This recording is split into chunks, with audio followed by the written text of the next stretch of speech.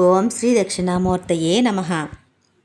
ఓం నమో భగవతే దక్షిణామూర్తయే మహ్యాం మేధాం ప్రజ్ఞానం ప్రయచ్చ స్వాహ. ఈ మంత్రాన్ని ప్రతిరోజు 11 సార్లు విన్నా లేక చదివినా ఉద్యోగ ప్రాప్తి కలుగుతుందని పండితుల మాట. ఈశ్వరుని యొక్క అంశయే శ్రీ దక్షిణామూర్తి. శ్రీ దక్షిణామూర్తి ఎప్పుడూ దక్షిణాన్ని చూస్తూ ఉంటారు. మనం ఉత్తరం వైపు చూసి స్వామివారికి నమస్కరించుకోవాలి.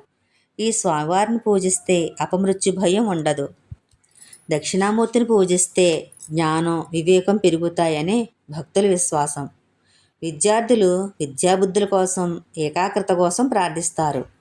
గురువుగా దక్షిణామూర్తిని భావించి గురుకృప కోసం ప్రార్థించాలి.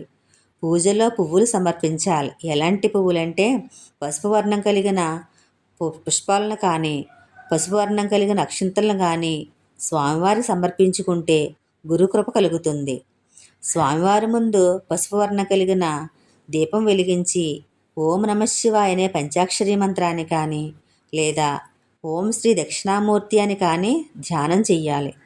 మన సంప్రదాయం ప్రకారం పండ్లు, పాలు, పెరుగు లేదా సాత్వికమైన నైవేద్యాన్ని సమర్పించాలి.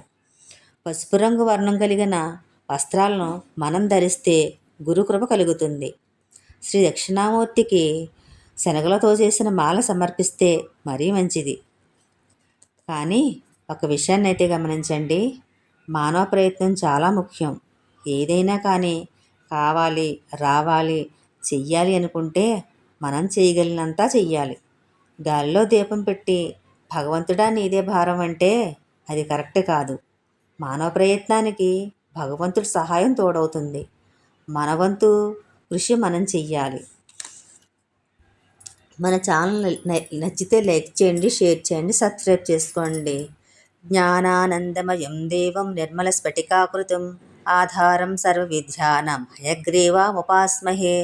గురువారం రోజున ఈ మంత్రాన్ని జపించిన జ్ఞానం కలుగుతుంది. పిల్లలకి సంస్కారం వస్తుంది.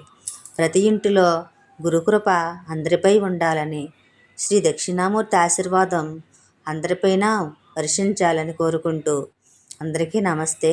మన ఛానల్ లైక్ చేయండి, షేర్ చేయండి, సబ్స్క్రైబ్ చేసుకోండి. Thank you. బాయ్. నమస్తే.